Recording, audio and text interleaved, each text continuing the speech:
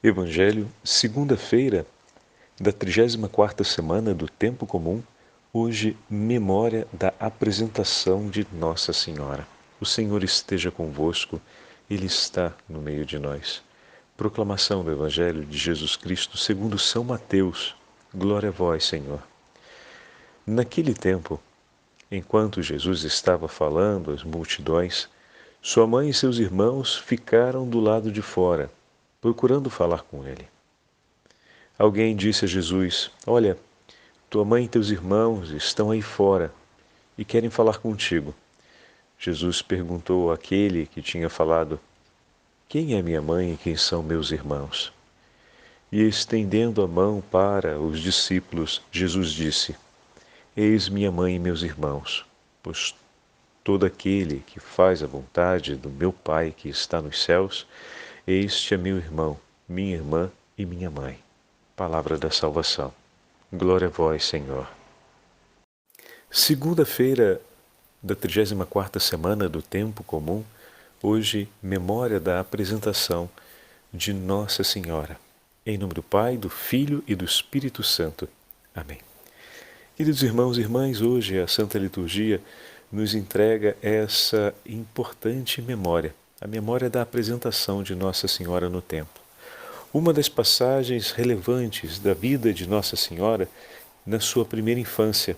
Nós não vamos encontrar a redação desse episódio presente nos livros bíblicos, mas vamos encontrá-la presente nos livros que foram escritos no mesmo período, mas que não entraram na composição da Bíblia. São chamados os livros apócrifos, ou seja, aqueles que estão fora da seleção canônica dos livros bíblicos. Ali nós temos a narrativa desse episódio em que a Virgem Maria foi apresentada ao templo pelo seu pai, São Joaquim, e sua mãe, Santana, para se consagrar a Deus e ficar a serviço do templo. Durante toda a tradição cristã, por diversas ocasiões e em diversos momentos históricos, o Senhor permitiu que houvesse, ou da parte do anjo, ou da parte da Beatíssima Virgem Maria mesma, a narrativa desse percurso de sua vida através de revelações místicas. Santa Isabel de Escócia foi uma, Santa Brígida foi outra, santas que celebramos durante esses últimos meses e que tivemos a oportunidade de conhecer um pouco da história delas e saber que o Senhor revelou a ela, ou deu a elas revelações místicas, e dentre as revelações místicas, por exemplo, a Santa Isabel de Escócia, da Hungria, perdão, me perdoem o equívoco, Santa Isabel de Hungria, que celebramos agora há pouquíssimos dias, nós temos o encontro dela com a Virgem Maria, onde a Beatíssima Virgem Maria fala desse período de sua vida. Vamos agora, com a ajuda de Santo Afonso, olhar um pouquinho mais a história dessa festa. Antes de pegarmos o texto de Santo Afonso para olharmos juntos algumas partes, eu queria aproveitar para partilhar com vocês esse aspecto. A memória da apresentação da bem-aventurada Virgem Maria ao templo tem importância porque nela é comemorado um dos mistérios da vida daquela que Deus escolheu como a mãe de seu filho e como mãe da Igreja. Porque nesta apresentação de Maria também se recorda a apresentação do próprio Senhor Jesus Cristo ao templo, ao Pai Celeste, pelas mãos de Simeão. Mas também porque essa festa constitui um gesto concreto de diálogo entre o Oriente e o Ocidente.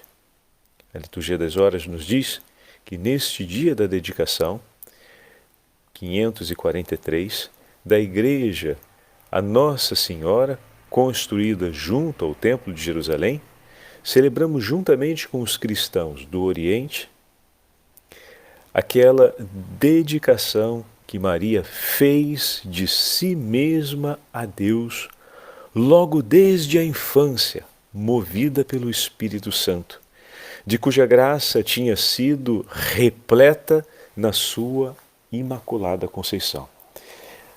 Na Basílica de Santa Maria Maior, nós temos a representação desse episódio na parte superior da Basílica, na sequência que conta a história de Nossa Senhora. Ali nós vemos essa passagem em que Nossa Senhora, ainda menina, é levada ao templo e se apresenta como ato de consagração a Deus. Santo Afonso vai nos escrever um pouco a respeito do tema, falando do dia em que Nossa Senhora, ainda menina, com 3 anos de idade, assim nos conta a tradição, foi levada por seus pais ao templo para se apresentar a Deus e consagrar-se a Ele. A gente fala, poxa, mas tão pequenininha ela já foi? Bom, alguns autores vão dizer que é difícil compreendermos, por exemplo, a Santa Brígida, né? O anjo em um momento revelou que era difícil conseguir descrever em palavras tudo aquilo que Deus colocou no seio, ou seja, no coração da Virgem Maria, e o quanto Deus iluminou a sua consciência para, desde o primeiro momento, ela já ter a compreensão da grandeza e da profundidade do amor de Deus por ela e por todos nós, a ponto de ter já desde bem pequenininha o ardente desejo de amá-lo como o único tesouro do seu coração. Essa realidade das mulheres que são apresentadas ao templo, ou melhor, que consagram sua vida, né, ao cuidado do templo, nós encontramos na tradição antiga, na própria narrativa dos historiadores daquela época. Santo Afonso aqui, estava procurando para poder ler para a gente, escreve a respeito desse fato. E ele vai fazer, inclusive, uma referência, que é a referência ao livro de Macabeus, que nos conta a respeito daquelas mulheres que se consagravam ao templo e que faziam da sua vida uma vida de entrega e de oração ao Deus Altíssimo. Escreve assim Santo Afonso, sempre estamos no livro As Glórias de Maria, sobre a festa da apresentação. Mais tarde, a Imaculada Menina ficou sabendo da promessa de seus pais, Joaquim e Ana. Segundo a tradição, Joaquim e Ana fizeram uma promessa de consagrar sua filha a Deus logo após o seu nascimento. Então é disso que fala Santo Afonso. Eles haviam prometido a Deus, e até com voto, como referem vários autores, que se concedesse prole, a consagraria ao serviço no templo. Conforme velho costume, internavam os judeus suas filhas em cômodos que havia em roda ao redor do templo, para aí serem bem educadas e receberem a formação religiosa. Assim nos referem diversos autores, como Barônio, Nicéforo, Cedrono, Soares, que se estribam na autoridade do historiador Flávio Joséfo e também de São João Damasceno, de Jorge de Nicomédia, de Ambrósio e de Anselmo.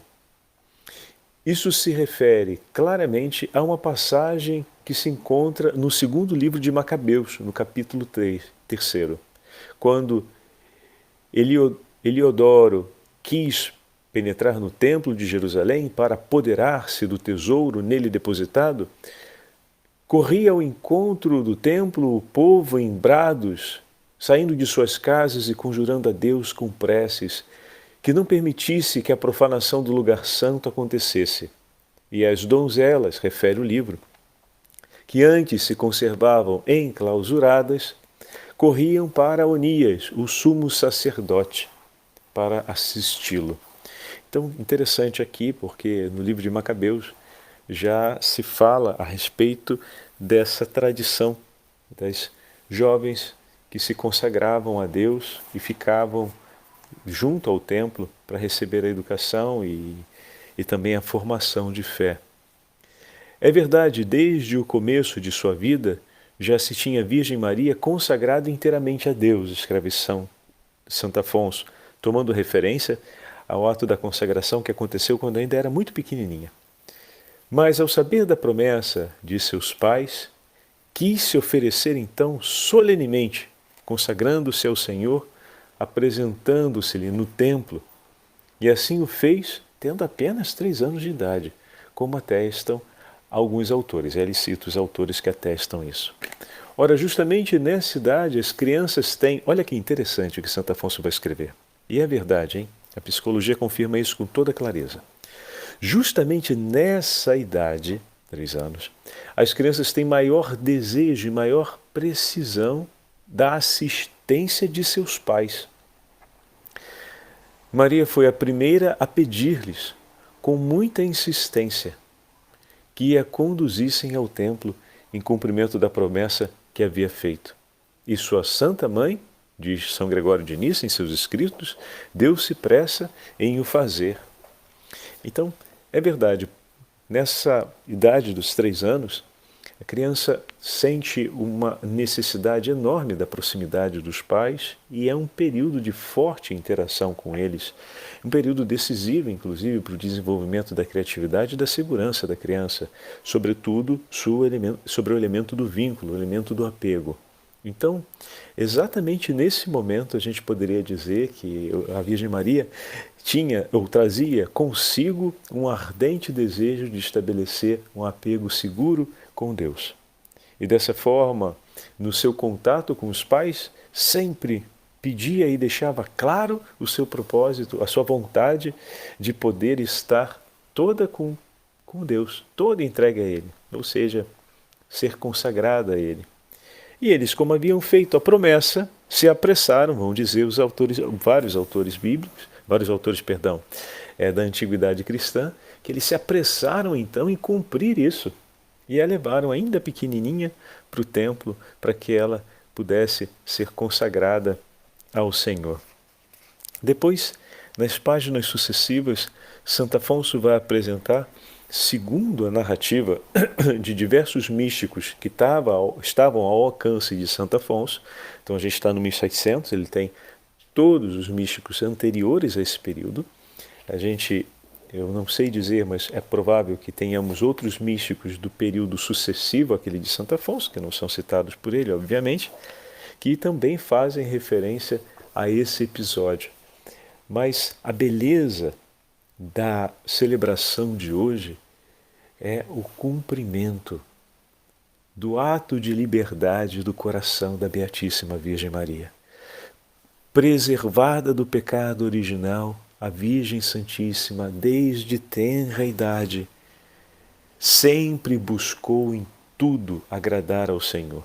É muito tocante ouvir essas páginas de Santo Afonso. Nós estamos no tema da Anunciação, como o padre falou, né? Então estamos da página 272 para frente, durante o trecho em que ele fala sobre a festa da Anunciação. É muito tocante ali, em algumas revelações místicas a Santa Isabel e Santa Brígida, a Virgem Santíssima dizendo com clareza que ela se empenhou de todo o coração em ser agradável a Deus. E o seu único desejo era poder fazer tudo que pudesse lhe ser agradável. E ela se considerava a mais vil de todas as criaturas. Olha que impressionante a humildade do coração de Nossa Senhora. E a um certo ponto, Santa Isabel da Hungria pergunta para ela: mas senhora, o Senhor a revestiu de todas as virtudes, mas como pensar isso de si mesma? E ela responde com uma docilidade tão grande, dizendo: filha minha, não pense que essas virtudes me foram entregues de uma forma, agora são palavras minhas, né? De uma forma passiva, ou seja, toma e pronto. Elas me foram entregues mediante um caminho de muita penitência, muita oração, muita súplica. Como é consoladora essa palavra para a gente, porque nós, por conta do nosso pecado, e estamos continuamente em súplica, penitência e oração. E essa súplica, essa penitência, essa oração são justíssimas como ato de amor e, ao mesmo tempo, como ato de reparação ou de amorosa reparação ao nosso Senhor. Faz parte da nossa condição como criatura e como criatura ferida pelo pecado, suplicar, realizar penitência e oração. A Beatíssima Virgem Maria, concebida sem pecado, empreendeu a mesmíssima estrada que a nossa, colocando assim, de maneira clara, a necessidade desses 3 grandes exercícios de vida espiritual para que possamos viver as virtudes à sua potência máxima, para que nós possamos viver segundo a vida que o nosso Deus desejou para nós. A oração, a penitência e a súplica fazem parte da nossa vida. Talvez alguns possam pensar, mas quando isso tudo vai acabar? Quando eu vou conseguir, digamos assim, pagar a conta? Não é uma questão de pagamento de conta. Esses 3 exercícios de espiritualidade, eles estão ao centro da nossa vida porque queremos viver e amar a Deus com toda a nossa força, de todo o nosso coração. Então eles vão fazer parte da nossa vida para sempre. Para sempre. Ali estava o cuidado, estava o cuidado amoroso da Beatíssima Virgem Maria com a sua humanidade, que, preservada do pecado original, permanecia uma humanidade que poderia, no exercício da sua liberdade, se orientar para longe de Deus. Que grande zelo de responsabilidade no cuidado consigo mesma! É importante falarmos isso. Porque muitas vezes a fadiga que nós sentimos na vida espiritual é que gostaríamos que tudo se resolvesse e fosse menos exigente o cuidado conosco mesmo. Que precisasse de um pouco menos de penitência, precisasse de um pouco menos de oração, que precisasse um pouco menos de súplica, porque tudo já deveria estar andando numa velocidade cruzeiro, onde essas coisas não fossem assim, tão urgentes, tão necessárias, tão repetitivas, tão persistentes. Entretanto, o cuidado com a nossa humanidade, ademais, nossa humanidade com as marcas e as cicatrizes fortes do nosso pecado, em particular a nossa humanidade, ela é assim, precisa de um cuidado. Até o fim, precisa sim.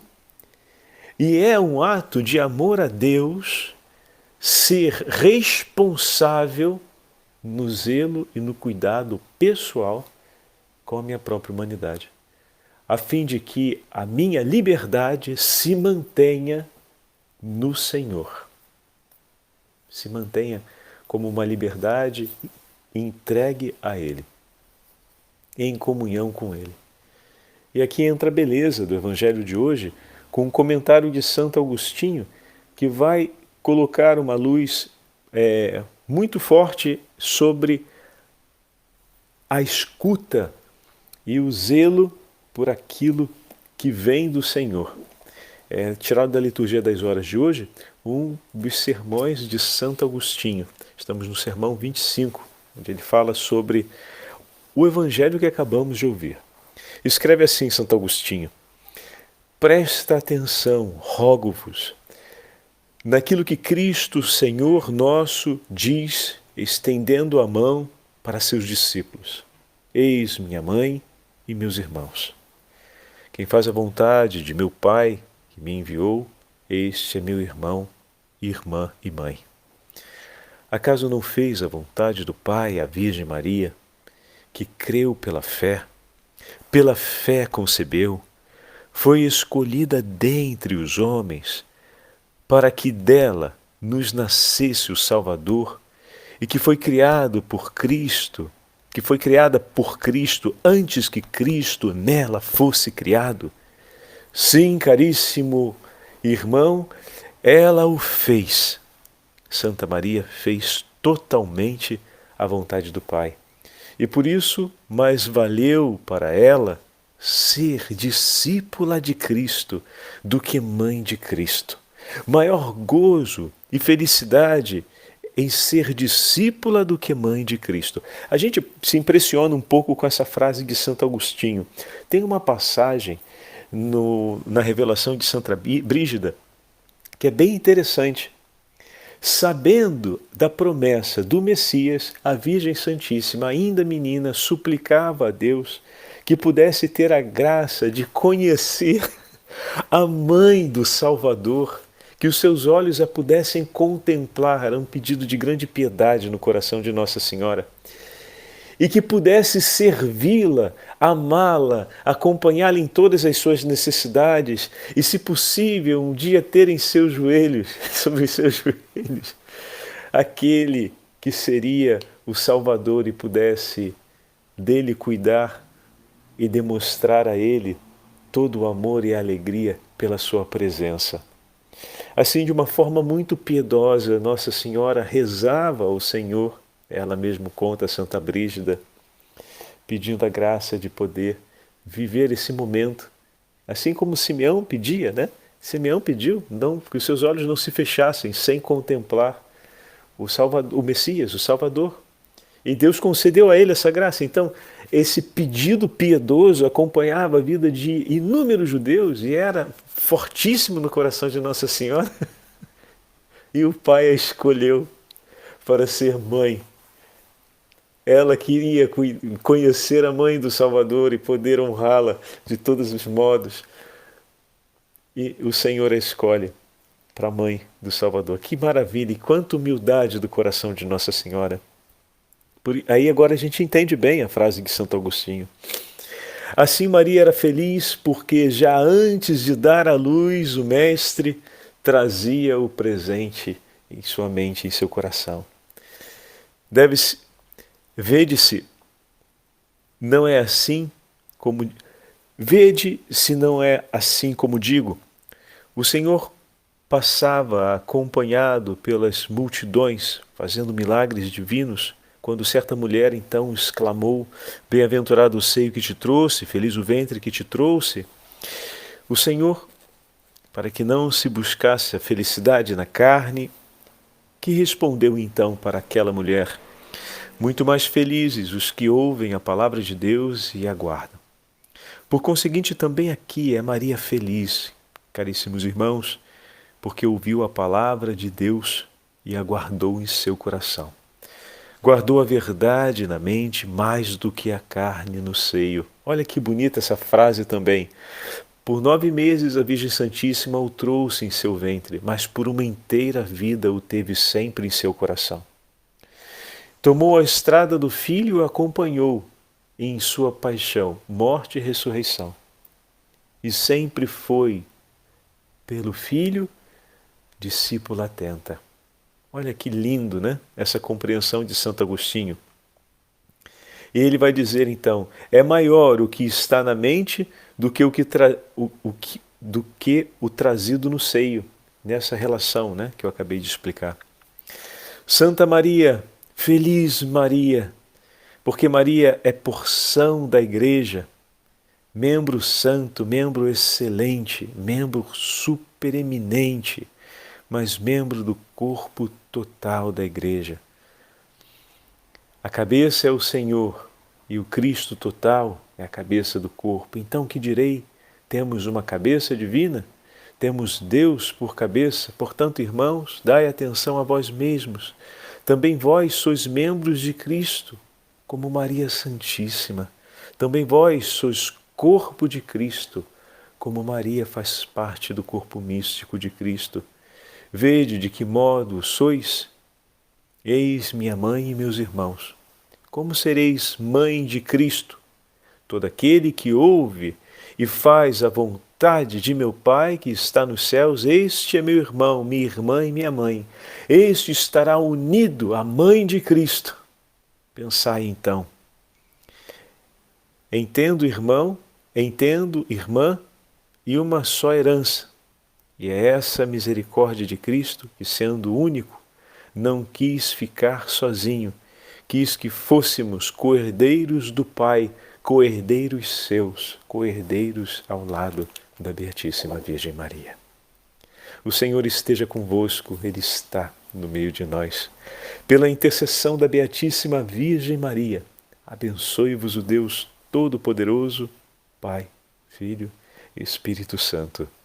Amém.